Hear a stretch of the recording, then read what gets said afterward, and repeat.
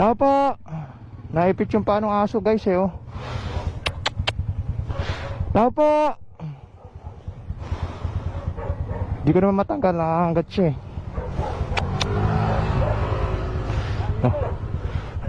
Tatanggalin ko doggy ha. Ayan na. Teka. Naipit yung paa niya dito sa... Ayan, sige. Ayan, sige. Okay na. Okay na. Bumait siya guys oh.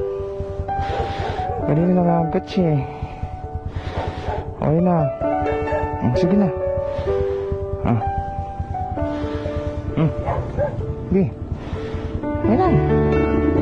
Alis ka na dog eh.